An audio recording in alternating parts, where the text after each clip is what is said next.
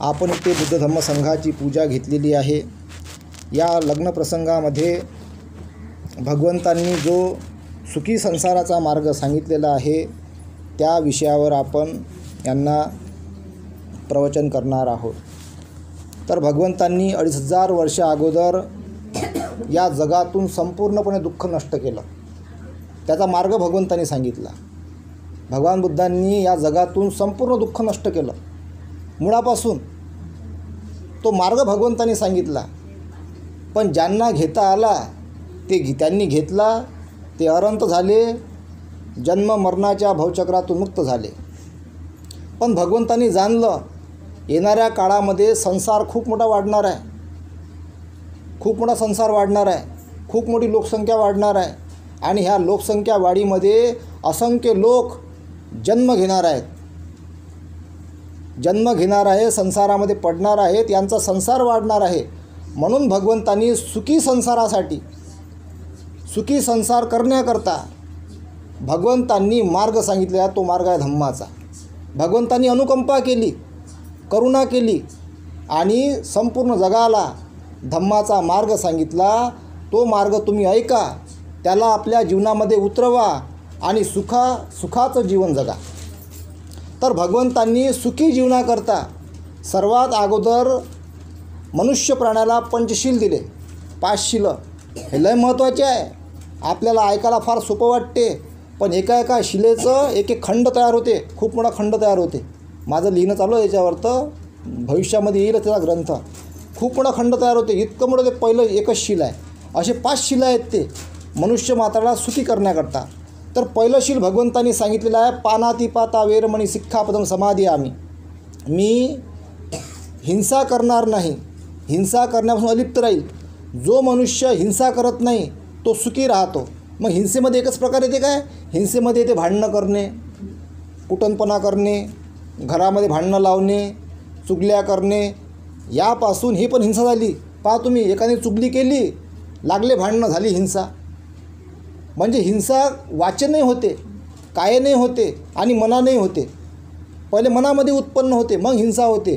तर ह्यापासून दूर राहावं म्हणून भगवंतांनी पहिलं शील दिलेलं आहे। या शीलाचं पालन पतिपत्नींना करावं लागते काटेकोरपणे। जे पतिपत्नी या पहिल्या शीलाचं पालन करते त्यांचं जीवन सुखी राहते। म्हणून त्यांनी आपसामध्ये भांडण करू नये, वाद करू नये, या पहिल्या शीलाला समजून घ्यावं आणि आपल्या हातून कोणाची हिंसा होऊ नये। मग ते मुंगी, माकोडा, कुठलाही जीवजंतू का असे ना, हे पण आपल्या हातून हिंसा झाली नाही पाहिजे, यावर सुद्धा लक्ष द्यावं लागते। कारण कुशल कर्म वाढावं लागते, जास्तीत जास्त कुशल कर्म वाढून राहिले तर जीवनामध्ये सुख येत राहते। म्हणून हे पहिलं शील महत्त्वाचं आहे। दुसरं शील सांगितलं भगवंतांनी सुखी जीवनाकरता, अदिन्न दाना वेरमणी सिक्खापदम समादियामि। मी चोरी करणार नाही, चोरी करण्यापासून अलिप्त राहील। चोरी करायला लागत नाही। बरेच जण प्रत्यक्षपणे अप्रत्यक्षपणे चोरी करतात। काही जण डायरेक्ट चोरी करतात, दुकान फोडतात, कोणी घरामध्ये चोरी करते, कोणी कुठं चोरी करते, विविध प्रकारे चोऱ्या डायरेक्ट चोरी करतात। एक ही चोरी झाली। पण जे म्हणतात आम्ही काहीच नाही करत बा, ते पण चोरी करतात। रस्त्याने जात असताना काही लोक गाडी थांबवतात, वावरामधला हरभरा घेतात, चोरी झाली, त्याचा पण दोष लागते।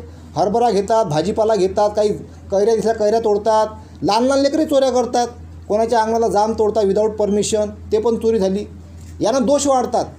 अशा प्रकारच्या दोषापासून दूर राहावं लागते। बारीक गोष्टी सांगू राहिलो तुम्हाला, दुर्घटना टळतात। म्हणून ह्या बाबीपासून आपण दूर राहिलं पाहिजे। म्हणून आपल्या हातून लहानातील लहान का असे ना गोष्ट, ती पण चोरी होता कामा नये। कुठलीही वस्तू, एखाद्या अंगणामध्ये निंबाचं झाड का असे ना, निंबूसुद्धा मागून घ्या, परमिशन घे। त्याने म्हटलं घे बा, तर घ्यायचं। आपण त्याने म्हटलं एकच घ्यायचं, त्याने म्हटलं 2 घ्या, तर 2च घ्यायचे। परमिशन न घ्यावं लागते। जर तुम्ही विदाऊट परमिशन तोडलं, चोरी झाली आणि मग दोष लागते। आता आपण डायरेक्ट कुठलं घेऊ शकतो? जंगल आहे, जंगल सार्वजनिक असते, ते कोणाच्या मालकीचं नसते, सार्वजनिक असल्यामुळे ते लोकांचं असते, लोकसमूहाचं असते, भारताचं असते। मग तुम्ही जंगलातलं निंबाचं झाड असेल तिथं निंबू तुम्ही घेऊ शकता, ते चोरी नाही होत, कारण ते सार्वजनिक आहे, ते त्याचा कोणी मालक नाही। मग कोणाच्या अंगणामध्ये असन, कोणाच्या वावरामध्ये असन, ज्याचा कोणतरी मालक आहे बा, ज्याच्या नावावर कागदपत्र आहे, अशा व्यक्तीच्या वावरातून भाजीपाला झाला, कुठली वस्तू असतील, ते तुम्ही विदाऊट परमिशन घेऊ नका। कारण त्यांना फार मेहनतीनं पिकवलेलं असते, त्याची मेहनत लागलेली असते। म्हणून त्यालासुद्धा वाटत नाही की माझ्या वावरातून कोणी हरभरा घेतला पाहिजे बा, वाटते का कोणाला असं? त्याला जर वाटत असेल का बा घेऊन जात जा माझी सूट आहे, तर मग घेतला तर का चोरीचा दोष लागत नाही. पण त्याची इच्छाच नाही मनातून का कोणी घेतला नाही पाहिजे बा, तर मग जर घेतला तर दोष लागते. ह्या बाबी समजून घ्या. दुसरं शील महत्त्वाचं आहे. तिसरं शील आहे कामे सुमिचाचारा वेरमणी सिक्कापदम समादियामी. मी व्यभिचार करणार नाही. हे शील फार महत्त्वाचं आहे. पती पत्नींना एकामेकासोबत प्रामाणिक राहावं लागते आणि भटकता येत नाही, म्हणून या शिलेचं फार महत्त्व आहे. ह्या शिलेचं काटेकोरपणे पालन करावं लागते. चौथं शील सांगितलं आहे भगवंतांनी मुसावादा वेरमणी सिक्खापदम समादियामी. मी खोटं बोलणार नाही. पती पत्नींना एकमेकांसोबत नेहमी खरं बोलावं लागते. मग कुठली गोष्ट काय असे ना, नेहमी खरं बोलायचं, कारण यापासून हानी होत नाही. जर तुम्ही खोटं बोलले, एक खोटं लपवण्यासाठी दुसरं खोटं बोलावं लागते, मग घरामध्ये अविश्वास निर्माण होते. अविश्वास निर्माण झाला मग कधी कोणावर एकामेकाचा विश्वास ठेवत नाही, लागले भांडणं, झाला संशय निर्माण, लागले मग त्याच्यामध्ये कलह निर्माण, आणि मग अशापासून काही जीवनामध्ये दुःख येते. म्हणून भगवंताचं ऐकायला लागते. म्हणून पती पत्नींनी एकामेकासोबत खरं बोलावं. हे चौथं शील महत्त्वाचं आहे. आता खोटं कुठं बोलण्याची गरज आहे. काही म्हणते बाबा खोटं बोलल्याशिवाय कुठं गरज असते. गरज कुठं आहे? जर एखाद्या जीव वाचू राहिला, जीव वाचत असेल, हानी होण्यापासून टाळत असेल, तिथं खोटं बोलणं शिथिल आहे. पण भगवंतानं कधीच खोटं बोलले नाही. भगवंत तुम्हाला ते युक्ती सुचली पाहिजे म्हणून ते युक्ती सांगतो. भगवंत काय करायचे, तुम्ही पण ते युक्ती वापरून तुम्ही खोटं बोलण्यापासून अलिप्त राहू शकता. तर युक्ती ती अशी आहे. भगवंताच्या काळामध्ये भगवंत एका ठिकाणी बसले होते.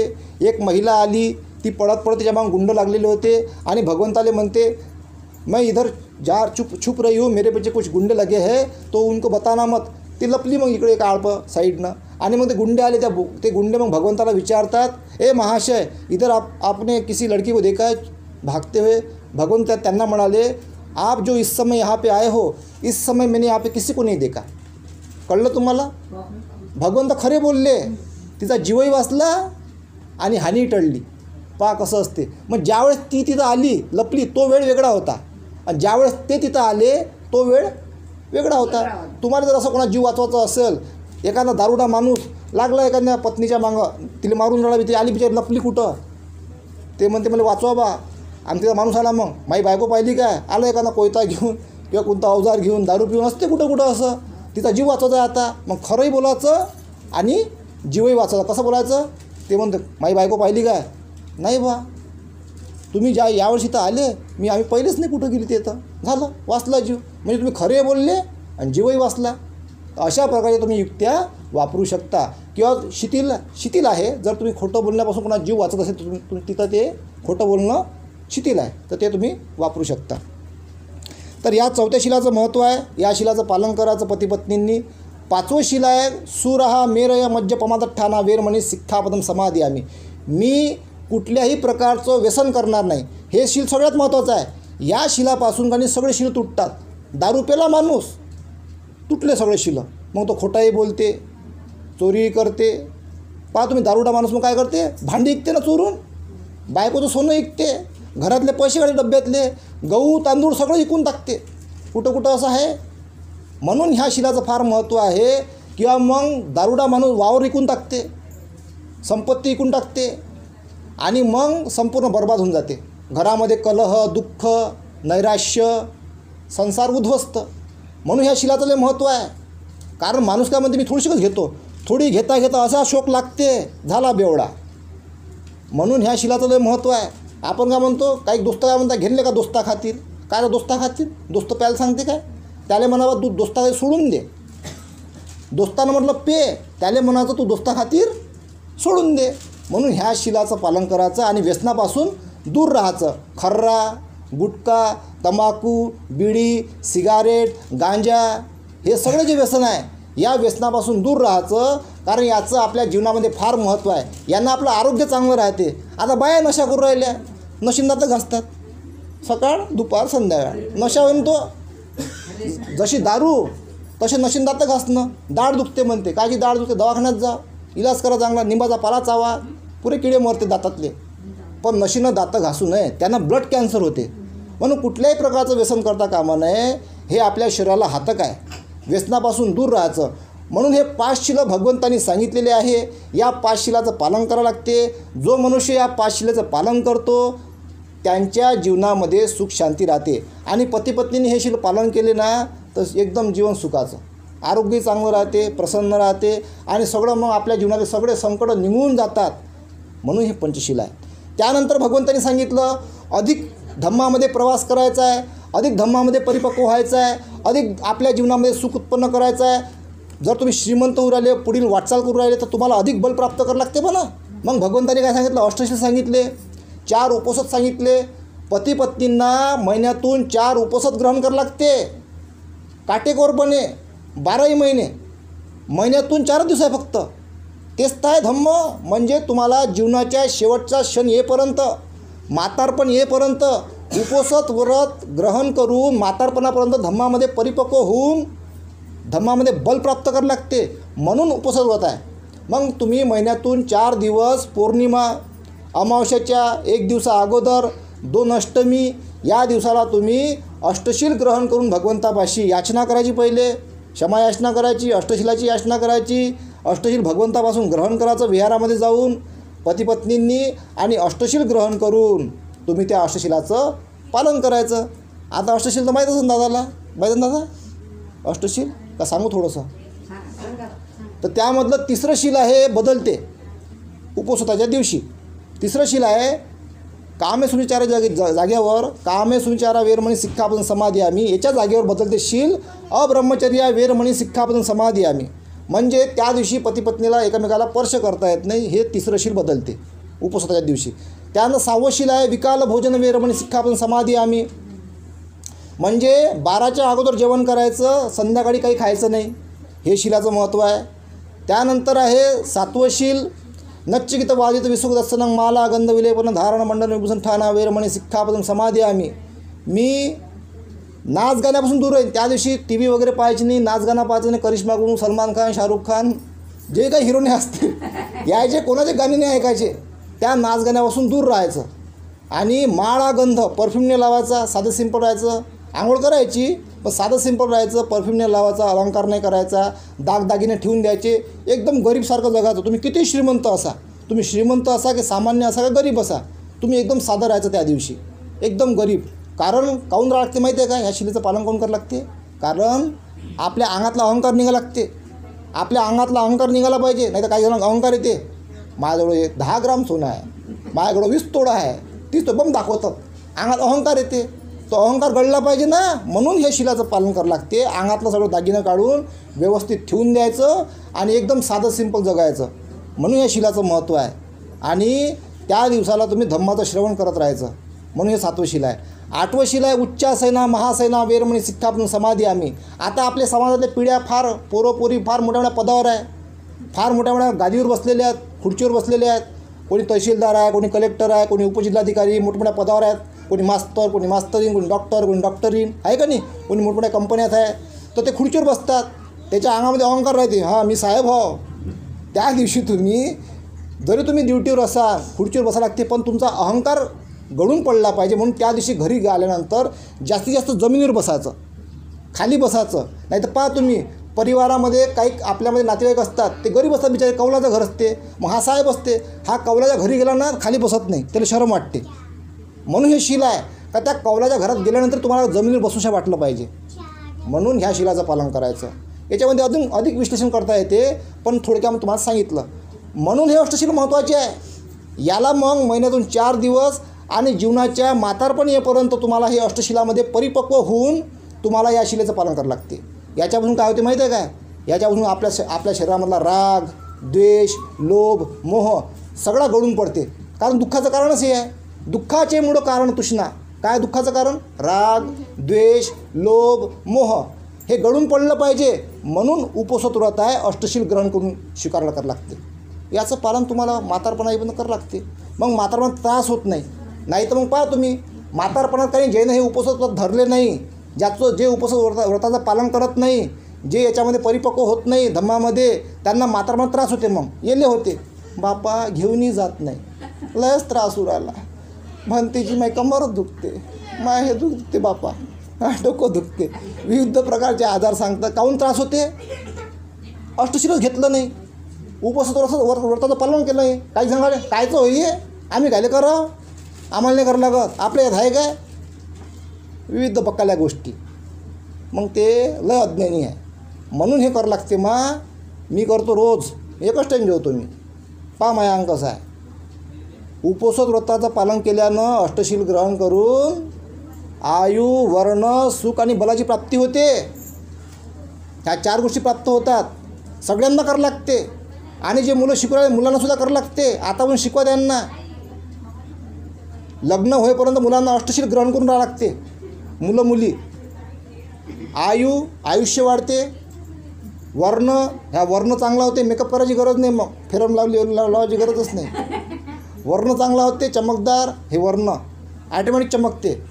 वर्ण वाढते चांगला. सुख प्राप्त होते आणि बल प्राप्त होते जीवनामध्ये. हार्ट अटॅक वगैरे येत नाही. लकवा मारत नाही. इतका फायदा आहे याच्यामुळं. भगवंताची ही जी मुद्रा आहे, पद्मासन मुद्रा, ही पद्मासन मुद्रा आहे भगवंताची. ह्या पद्मासनमध्ये बसून असं ध्यान करायचं. ध्यानस्थ अवस्थेमध्ये बसायचं पद्मासनमध्ये पाय करून. तर त्यानं माझा असा अंदाज आहे, अनुमान आहे. अंदाज आहे पण अनुमान आहे. लकवा आणि हार्ट अटॅक येत नाही. यानं पूर्ण ब्लड सर्क्युलेशन चांगलं होते. म्हणून या मुद्रेमध्ये रोज अर्धा घंटा बसायचं. अर्धा घंटा बसून ध्यान करायचं आणि आपलं आरोग्य चांगलं ठेवायचं. रोज पती पत्नीनं व्यायाम करायचा, कारण आरोग्य चांगलं राहते.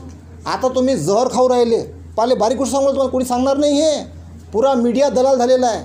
पुरा मीडिया बिकाऊ. तुम्हाला खरी माहिती नाही भेटू राहिली. आता ते जवान पोराला जे हार्ट अटॅक येऊ राहिले. हार्ट अटॅक आला नाही पाहिजे म्हणून ही मुद्रा आहे. या मुद्रेमध्ये बसा. आता याची गरज आहे लय महत्त्वाची. आणि शेती तुमच्यापाशी असन, नॅचरल अन्न पिकवा. चांगलं अन्न पिकवा, चांगलं अन्न खा. आपण जे आता सध्या खाऊ राहिलो, या जेवणामध्ये काही केमिकल आहे, जहर आहे. 100% 90% शेतकरी जहराची शेती करू राहिले. फवारणी करतात ना. ज्यांना किडे माकोडे मरू राहिले त्यांना माणसाने मरतील का? तुम्ही ते गहू आणता, त्या धान्य आणता, ते जेवण बनवता. तुम्ही जेवण खाऊ राहिले, जहर खाऊ राहिले तुम्ही. Slow motion poison. याच्यापासून दूर राहा. म्हणून ह्या सगळ्या बाबी तुम्हाला सांगाव्या लागतात. म्हणून या सगळ्या बाबीवर आपण लक्ष दिलं तर आपलं आयुष्य चांगलं राहते. आता आयुष्य घटलेलं आहे. आयुष्य घटलं नाही पाहिजे. आयुष्य चांगले तुम्ही जगले पाहिजे. तुम्ही पूर्ण 100 वर्ष आयुष्य जगले पाहिजे. म्हणून रोज व्यायाम करायचा. रोज चांगलं अन्न खायचं.